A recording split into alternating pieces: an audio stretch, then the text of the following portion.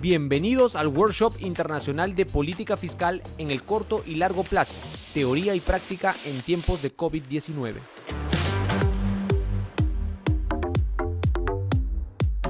Bueno, antes que nada, muchísimas gracias por la invitación. No sé si el agradecimiento se llegó a dar. La verdad que me da un poquito de vergüenza ante colegas de tanto calibre como los presentes, hablar de un tema que en cierto modo es relativamente nuevo para mí. Y un poquito el tema que acordamos que iba a contarles algunas ideas preliminares es si nosotros tuviéramos objetivos primariamente de tipo social, y yo voy a usar uno en particular, ¿cómo miraríamos la cuestión fiscal, cómo miraríamos los números fiscales, los programas, las decisiones? Si quieren hacer un ejercicio de play o enactment, imagínense que ustedes se sientan frente al Ministerio de Hacienda de un país donde el mandato del presidente es que queremos reducir fuertemente la pobreza en largo plazo. Entonces, ¿cómo miraríamos de Hacienda las cosas que pasan por delante de nuestros ojos en aras del cumplimiento de ese objetivo? Por supuesto, esto tiene mucho que ver con cosas que ya se trataron en el seminario, en algunos casos mucho mejor de lo que lo voy a hacer yo, por ejemplo,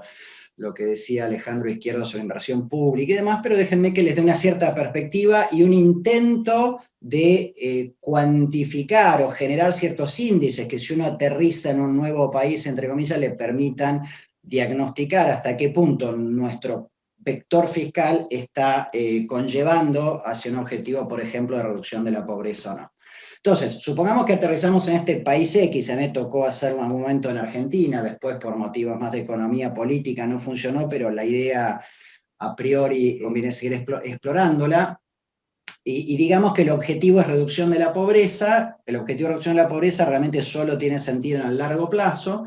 y la pregunta es, primero, ¿qué habría que hacer desde el punto de vista diagnóstico social y económico? ¿Qué habría que hacer? Y después ver qué es lo que esto requiere desde el punto de vista fiscal, cómo deberíamos asignar los recursos fiscales, la energía fiscal, los distintos impuestos y gastos para lograr ese objetivo y contrastar esa paquete vector fiscal deseado con lo que tenemos, y ahí sí, por supuesto, entran los otros factores de economía política, de espacio fiscal, etcétera, que por supuesto hay que tener en cuenta, pero hoy me voy a concentrar en el diagnóstico de qué hay que hacer y cómo debería lucir lo fiscal para que nos ayude a lograr ese objetivo. Después, si me dan un país concreto y las restricciones concretas, les podría decir, bueno, en qué frente habría que avanzar o luchar para avanzar antes. Y resalto acá el tema de que en esta discusión podemos hablar de algunos principios generales, pero después es muy importante un diagnóstico detallado a nivel de país. Ciertamente uno no diría lo mismo para Perú, para Argentina o para Guatemala.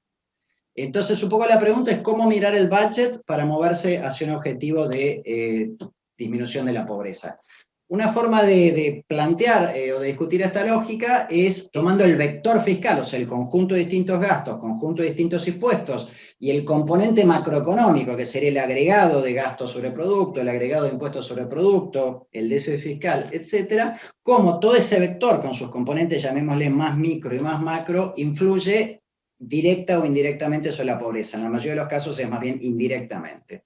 Y hay como tres canales naturales por los cuales esto opera. Algunos tienen más que ver con algunas partes de este seminario de hoy. Por ejemplo, lo que va a estar contando Julián Mesina luego tiene un poco más que ver con el punto 2, la distribución. Pero bueno, hay un componente macroeconómico ligado principalmente al crecimiento de largo plazo, pero también a las fluctuaciones, pero primeramente el crecimiento a largo plazo, donde claramente distintos componentes del vector fiscal tienen distintos impactos. Lo mismo pasa con la distribución, el vector fiscal claramente afecta a la redistribución entre personas y entre grupos. Y una última pata, que para poner el título lo acabo de poner yo, pero para ponerlo en plano de igualdad conceptual con la discusión previa, que es lo más tradicional, crecer y distribuir, es la transformación. Y ahora les voy a explicar qué quiere decir, pero tiene que ver con efectivamente transformar en el largo la posibilidad de largo plazo de las personas de salir de la situación de pobreza. Entonces, el vector fiscal nos va a afectar por el lado del crecimiento, por el lado de la distribución y por el lado de la transformación, que esto va a depender de en qué estamos gastando, digamos, y cuán efectivo es ese gasto, y todo esto tiene mecanismos directos e indirectos que nos van a ayudar a explicar la pobreza en el largo plazo. Entonces, la pregunta que nos planteamos acá es qué sabemos y cómo medimos estos tres tipos de impactos del componente vector fiscal, como para construir un algoritmo, un conjunto de indicadores que nos permitan, si tenemos este objetivo de pobreza, priorizar y reestructurar. No voy a presentar ningún modelo formal, en parte porque no lo tengo, pero les quiero mostrar una notación que para muchos de ustedes va a ser familiar, que nos ayuda a ordenar un poquito la discusión. Imaginemos que tenemos dos periodos, hoy y el futuro, y que tenemos dos tipos de agentes, ricos y pobres. Entonces tenemos un vector de cuatro consumos. Consumo de hoy de los ricos y de los pobres, y consumo de mañana de los ricos y de los pobres. Acá podríamos entrar en una discusión de cuál es la función objetivo de la sociedad, del gobierno, qué peso le asigna esto, y si ustedes me dan una función objetivo, ajustamos los detalles de lo que decimos, pero los principios generales son los mismos. Yo ahora les voy a contar en el caso que ejemplifico qué tipo de objetivo estoy priorizando, pero parte de la lógica es la misma. Entonces, si uno logra crecer, o si somos como mis amigos, ¿no?, los colegas nuestros con Carlos, que estuvieron en Chicago, derechosos, que nos gusta el crecimiento y el efecto derrame, el foco allí estaría: yo quiero aumentar el consumo del segundo periodo, el producto, pero también el consumo del segundo periodo, tanto de los ricos como de los pobres. Si soy de mis amigos más izquierdosos, más de Berkeley, esos lugares medio raros, me gusta perseguir a los ricos, tanto en el periodo ahora como en el futuro. Mi objetivo va a ser cambiar el ratio de consumo entre pobres y ricos, para que aumente ese P sobre SR hoy y en el futuro. Y si son, yo diría, la nueva escuela del enfoque de desarrollo humano, de Heckman y una amplia literatura en múltiples disciplinas, lo que más nos importa es transformar las condiciones de vida de las personas pobres para que en el futuro puedan ser más productivos, más ricos, y por lo tanto tener mayores niveles de consumo. Entonces, cada uno de los canales opera pegando primariamente sobre alguno de estos componentes del vector consumo que nos interesa. Voy a ir un poquito por estos tres canales, y en algunos casos voy a repasar cosas que muy rápido, porque ustedes las saben mucho mejor que yo. El primer canal sería el canal macroeconómico, y déjenme enfocar, si se quiere, en el componente central macroeconómico que me interesa en esta discusión, que es el crecimiento, y acá pongo como ícono de esta literatura a Vito Tanzi, que tiene algunos papers clásicos que en algún modo iniciaron esta literatura hace unos años, y ahí la idea es ver cómo los impuestos, distintos impuestos, cómo los distintos gastos, y cómo el vector macrofiscal, quizá resumido en el sendero temporal del déficit fiscal, nos afectan el objetivo, la macroeconomía en general y el objetivo de crecimiento en particular. Hago un repaso rápido, de nuevo, muchos de ustedes saben esto mejor que yo, pero hay componentes del vector impuesto, gasto y déficit, si se quiere. Hay componentes del vector impositivo que son mejores y peores para el crecimiento económico. Para empezar, los impuestos en general,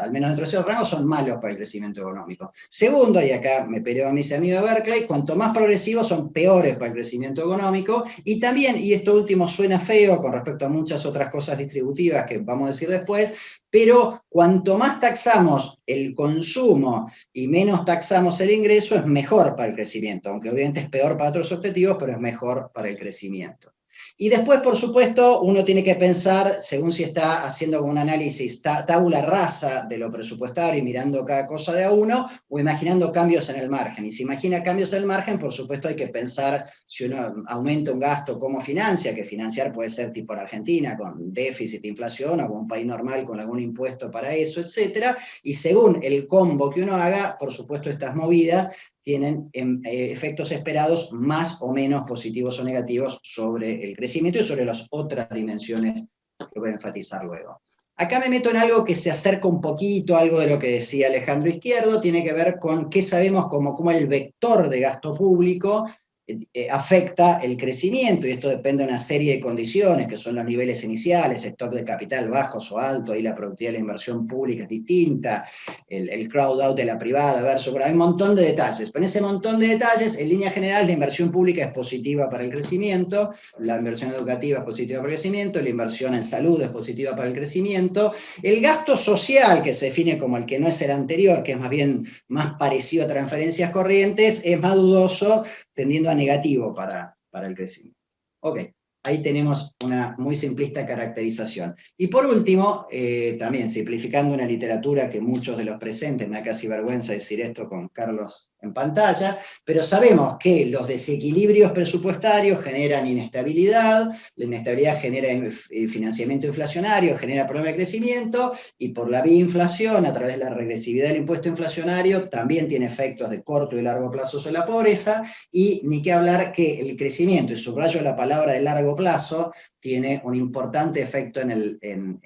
la reducción o en la o en el aumento de la pobreza, y subrayo lo de largo plazo en parte porque es algo medio que sabíamos siempre, pero un paper reciente de Carlos y colegas como estaba en el banco, lo establece muy contundentemente, que los movimientos de la macro de corto nos pueden engañar con respecto a los efectos más duraderos de lo social, efectos más duraderos de la pobreza, pero lo que sabemos sin lugar a dudas es que el crecimiento a largo plazo es muy importante para la reducción de la pobreza. Y acá muestro, sin tiempo de explicar, un gráfico, un excelente paper de los colegas del CEDLAS, Leonardo Gasparini y otros, que hace un ejercicio contrafactual con las complicaciones de tales ejercicios, pero muy bien hecho, que muestra que la Argentina, que al momento de este estudio, 2015, ahora es mucho peor, tenía una tasa de pobreza del 35%, si hubiera tenido nuestro país durante 40 años el crecimiento promedio de América Latina, y no el crecimiento patético que tuvo, la pobreza hubiera sido solo 14%, y si hubiéramos tenido el crecimiento de Chile, el país que más creció en la región, la pobreza hubiera sido de solo el 6%. Por lo cual, evidentemente,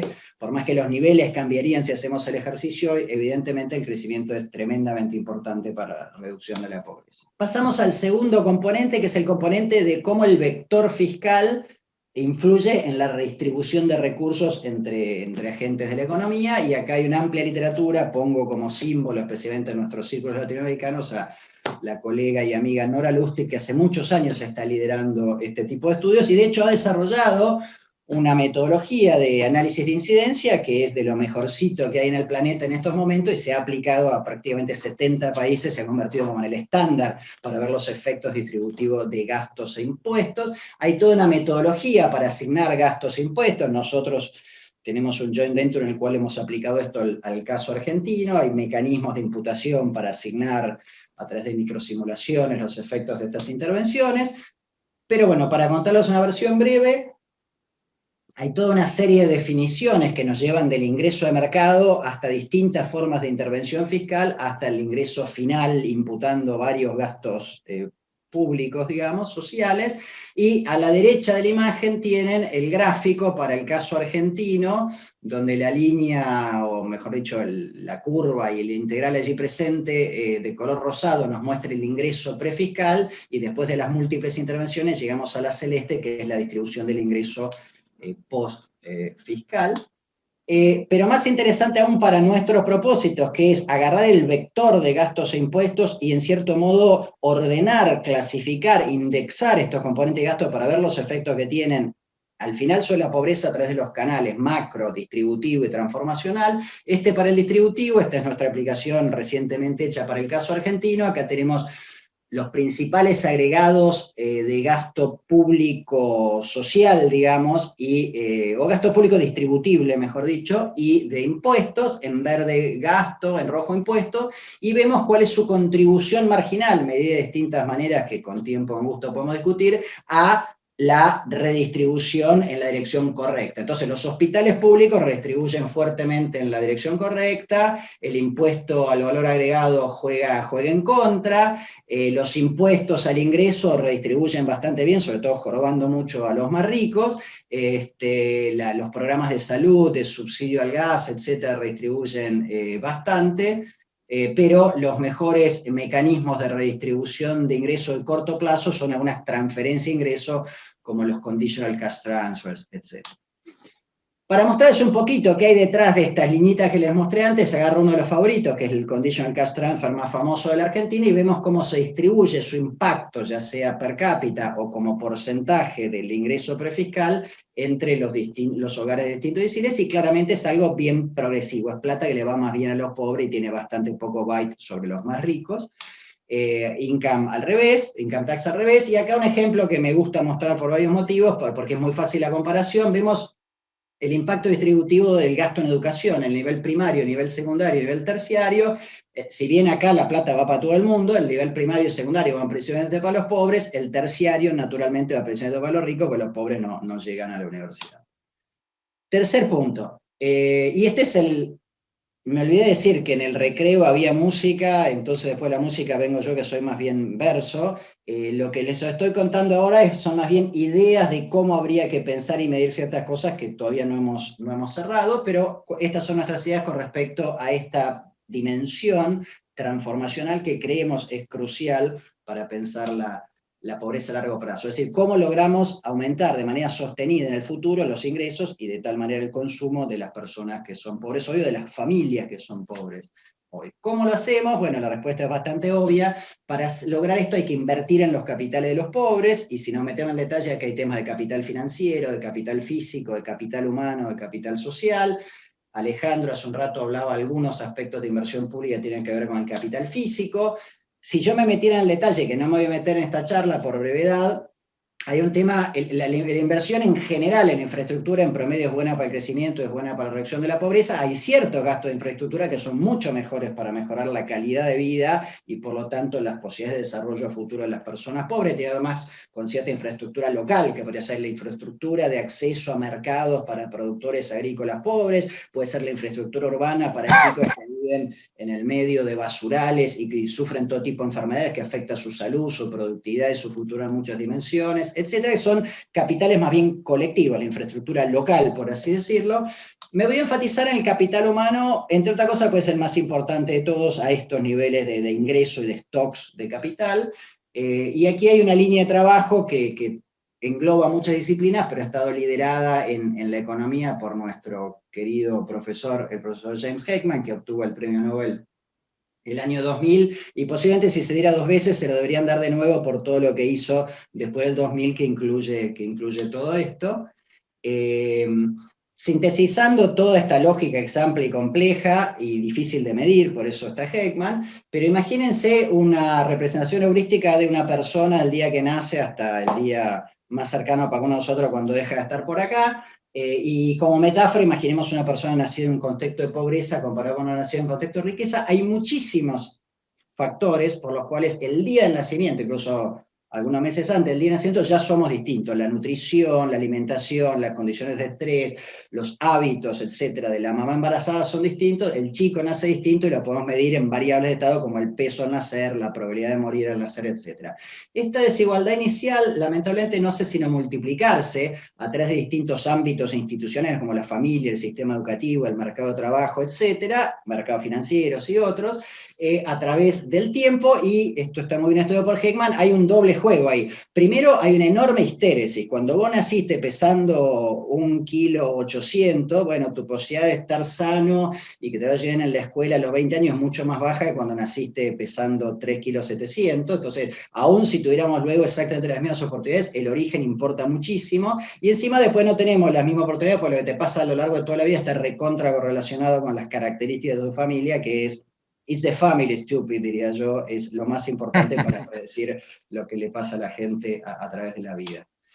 Una estrategia de desarrollo humano, o sea, la pata más de capital humano en el sentido muy amplio de lo que les decía antes, consiste en tratar de transformar las trayectorias de estos niños y jóvenes lo más temprano posible y sostener intervenciones que después ya le permitan despegar y funcionar autónomamente de manera más productiva en el mercado de trabajo, pero también en otros órdenes de la vida, en etapas posteriores. ¿Cómo hacemos esto? El resumen de esta amplia literatura es que hay muchas complementariedades dinámicas, algunas las referí brevemente, que llevan a que la mejor inversión social son intervenciones tempranas en niños y jóvenes en contextos de pobreza. Y acá, demasiado chico, casi no se alcanza a ver un grafiquito que siempre se usa, que he sacado uno de los papers de Heckman y Masterov 2007, que ha sido reproducido y analizado, implementado empíricamente, que muestra que las tasas de retorno de la inversión social, cuando medimos por edad, son muchísimo más altas a edades tempranas. Por ejemplo, a Charlie Begg y a mí ya es medio tarde para intervenirnos. Lo que no logramos acá, no hay Salamanca nos lo preste, mientras que de joven se puede hacer cambios muy importantes. ¿Cuándo exactamente y de qué manera? La literatura, hay una discusión, Heckman ha hecho cosas muy importantes, Heckman, neurobiología, etcétera. Hay etapas críticas. Estas etapas críticas son la primera infancia y el momento que se empiezan a tomar decisiones autónomas, la adolescencia y principio de la juventud, que además tiene que ver con las transiciones de educación a trabajo y demás. Volviendo por un segundo al país que tengo de background, al diagnóstico aplicado de esto, en el caso argentino el argumento de que hay que invertir en los jóvenes pronto tiene varios, además de que en teoría es verdad para cualquiera, es particularmente cierto en algunos países de América Latina, incluso en Argentina, donde pasan cosas tales que las tasas de pobreza tienen una fortísima pendiente etaria, cohorte generacional. Tenemos 60% de pobres entre los niños y menos de 12% de pobres entre los ancianos, y hay una cierta histeria. Cuando estos niños lleguen a la edad laboral, we'll be in trouble. Incluso los ancianos a la época, a los cuales estos muchachos, como vemos en el otro gráfico, nos tendrían que pagar la jubilación.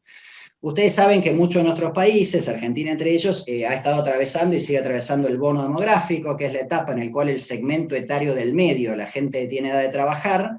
es relativamente grande para sostener a los niños y jóvenes y a los ancianos. Entonces es bueno tener mucho de esto, pues entonces se puede tratar bien a los niños y a los ancianos y se puede invertir en el futuro a través de los niños. El problema es que el bono demográfico más clásico de la macroeconomía no ajusta por la distribución de productividades, si se quiere, los trabajadores. En un país como la Argentina, simplificando mucho, la mitad de los trabajadores son de la productividad que deberían ser, la mitad son de productividad bajísima y trabajan en cosas rarísimas o no trabajan.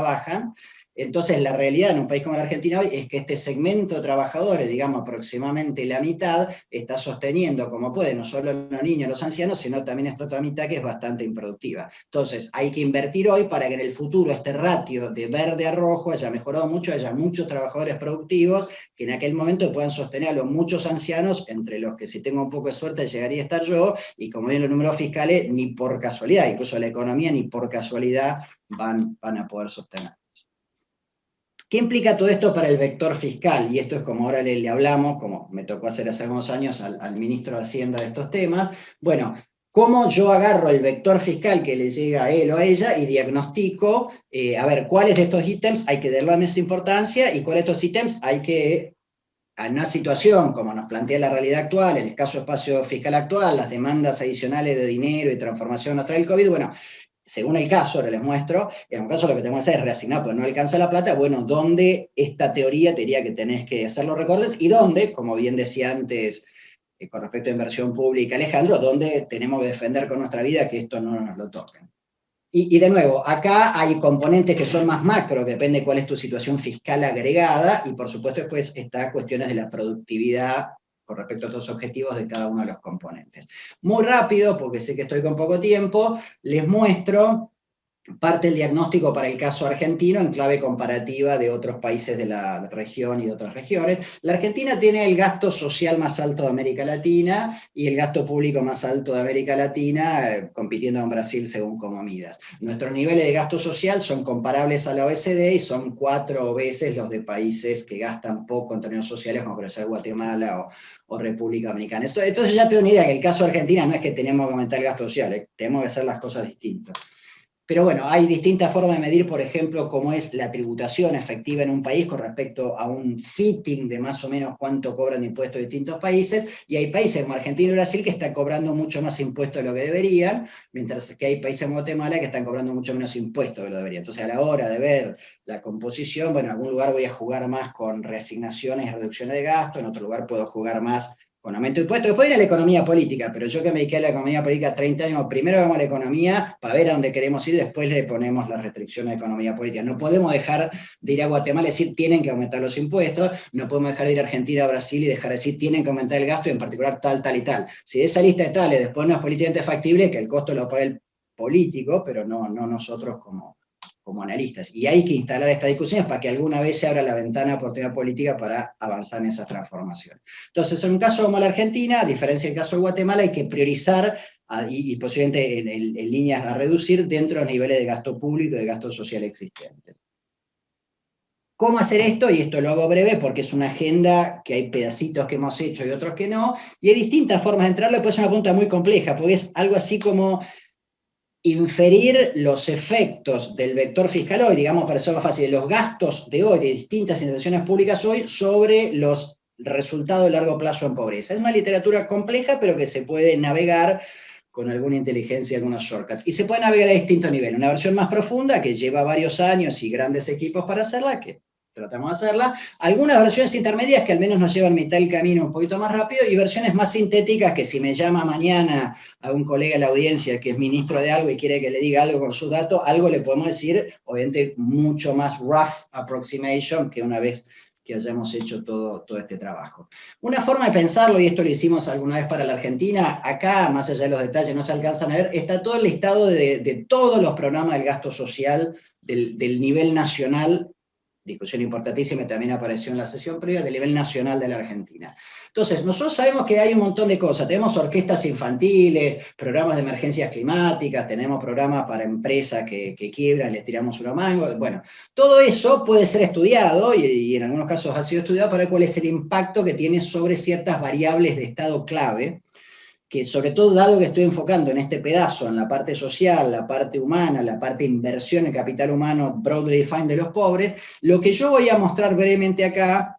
y esto es incluso una señal a algunos colegas y amigos que en la audiencia, se parece mucho a lo que se suele estudiar en pobreza multidimensional, las distintas dimensiones reales, no el income o no solo el income, que son excelentes predictores del income futuro y de la vida futura de las personas. Entonces, estas variables de estado, por ejemplo, incluyen, si vamos ya a los papers concretos, cosas tales como el peso en nacer, mortalidad infantil, probabilidad de estar en la escuela cuando tenés tal edad, ciertas medidas de tu condición de salud, tus earnings más adelante, la probabilidad de estar en situaciones feas como la cárcel o la droga, la probabilidad de morirte joven o de morirte viejo, etc. Hay papers para países más ordenados, que con más detalle que para los nuestros, pero incluso en algunos nosotros hay varios buenos papers, algunos de miembros de esta audiencia, que te explican algunas de estas cosas. Entonces hay buenos estudios del impacto de algunas de estas cosas sobre los años de educación, etc. Ahí hay que hacer un empalme, que se puede hacer de distintas maneras, y es una discusión enorme, tiro solo un título, nosotros estamos haciendo mucho el uso de paneles sintéticos, si quieren después lo discutimos, para ver cómo el efecto en año de educación a la vez se traduce después en un futuro efecto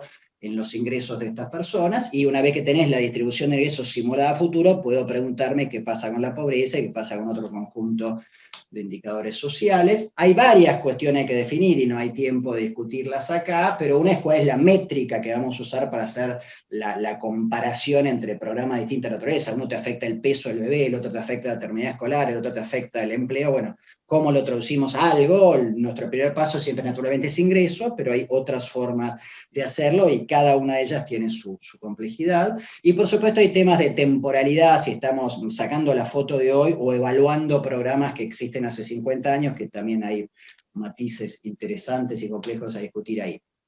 ¿Cómo vamos de esto? Vos me das el vector de intervenciones sociales de tu país y yo te lo transformo en un índice de cuánto me sirve para transformar la pobreza a largo plazo. Para eso tengo que, es como varios casilleros de este rompecabezas que tengo que llenar, y para llenar esos casilleros, en algunos casos puedo usar excelentes estudios de impacto ya realizados para ese programa en ese país. En otros casos tengo que irme a la literatura secundaria y hacer ciertas transformaciones para decir, bueno, esto que le dio tal resultado en Uruguay, yo no lo puedo medir porque en Argentina no está o no se midió, pero cuánto me daría para Argentina, y hay que ajustar por una serie de cosas que cada una tiene su detalle. Por ejemplo, una especie de función de producción. Es distinto el impacto sobre terminalidad educativa en un país que tenés el 10% de los chicos en la escuela que en un país que tenés el 99% de los chicos en la escuela. Parecía el ejemplo más obvio. Hay mecanismos en cierta literatura micro para hacer esta transferencia de beneficios entre distintos tipos de análisis, y después formas de agregar los distintos análisis que son distintas estrategias de metaanálisis.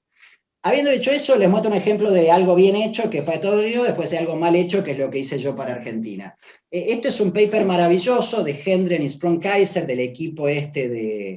de Raschet y compañía en Harvard, que hace un trabajo increíble, todo lo de Opportunity Insights, y ellos hicieron un trabajo bárbaro que salió resumido, pues su trabajo mucho más grande, en un muy lindo paper del QJE del año pasado, donde pueden estudiar el impacto de bienestar de las 133 principales intervenciones sociales de la historia americana de los últimos 50 años. Para eso cuentan con background material de estudios y datos y otras cosas que en nuestros países no tenemos, o sea que el shortcut hacia nuestros países es parte de lo que estamos tratando de desarrollar. Pero bueno, ellos los beneficios lo calculan con esta muy buena literatura de base que ve los causal estimates en el mundo, digamos, feliz de Impact Evaluation. Después hay que traducirlo a plata para llegar al mundo más real de esta conferencia, o sea, más a los presupuestos, pero ellos usan un criterio de willingness to pay, y por supuesto después hay que ver los costos netos, que además del costos expenses explícita del programa, tiene que ver con otros impactos indirectos sobre el budget gubernamental, y el criterio que usan, que tiene sus ventajas y sus desventajas, más fácil de aplicar en Estados Unidos que en un país como Argentina, es el Marginal Value of Public Funds, donde imputan el efecto fiscal de los mayores ingresos futuros de las personas, etc. Long story short, este es el resumen, o una de las formas que me gusta resumir ese maravilloso paper. Estos son los retornos, el Value of Public Funds, para todos los principales conjuntos de intervenciones de los últimos 50 años en los Estados Unidos, donde el color implica distintas formas de intervención. En el eje abajo, o algo muy importante para mí, para este análisis, para Heckman, para todos, es la edad de los beneficiarios, y encontramos que hay una tremenda, esto sería casi infinito, lo cual esto estaría mucho más arriba, hay una tremenda diferencia a favor de las intervenciones cuando las personas son más jóvenes que las intervenciones cuando las personas son más grandes, como predice la teoría y todos los papers. Hay detalles que discutimos, hasta qué momento, si es hasta acá, y cómo hay externalidad de programa después, pero en general esto, sobre todo si te lo muestro en infinito y no truncado, hay una diferencia abrumadora en esta dirección, intervenciones tempranas. Eso era como el camino completo que de a poco podemos ir construyendo, incluso colectivamente en algunos casos. Acá hay mucho de hacer trabajos de estos como los que hace el BID y otros organismos que haciendo varios países al mismo tiempo hay mucho aprendizaje cruzado. Hay algunos shortcuts, y este solo lo menciono, no es un shortcut, es toda una tecnología de análisis que es muy buena, muy potente, que es el Intergenerational Accounting. Ustedes conocerán el National Transfer Account Project de Lee Mason, muchos han participado. Ese tipo de estudio nos dice cosas importantes sobre cómo la intervención fiscal presente está afectando el bienestar intergeneracional. Si cruzamos esto con tecnologías como la que usamos nosotros, el Commitment to Equity Institute de Noah Lustig, para mirar el impacto entre personas de distintos niveles de ingreso en un momento del tiempo, hay formas, algunas más shortcut, otras más profundas que llevan un poco más de tiempo, de cruzar estas dos cosas y eventualmente tener una matriz que tiene los efectos distributivos a través del tiempo, donde hay una cross-section, soy más rico, más pobre, pero al mismo tiempo hay una cuestión generacional. Hay políticas, por ejemplo, las jubilaciones le dan a la generación de los viejos, los infantes a la generación más chica, etc. Hay formas de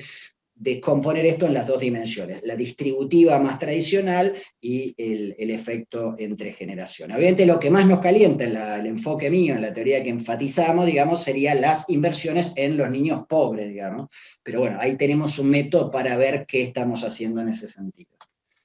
Y después, si me apurás, si mañana te voy a decir algo, bueno, hay ciertos indicadores que ya mañana algunos podríamos mirar con cualquiera de ustedes de un país para ver más o menos cómo venís en estas cosas. Los primeros son cuestiones macro relativamente obvias que ustedes las saben perfectamente. Después hay todas medidas a la SEC, Nora Lustig y otras un poco más rudimentarias para ver la progresividad de gastos e impuestos en total y la progresividad de cada uno de los programas, en particular, dado que es una discusión fiscal, de los programas más grandes y más importantes fiscalmente. Y después está esta tecnología que en algunos países ya se ha utilizado y se puede cruzar con todo esto de mirar la distribución intergeneracional del gasto. Y lo último lo puse en gris y no les voy a contar los detalles del índice que estamos tratando de hacer, pero es un índice que trata de ver más el efecto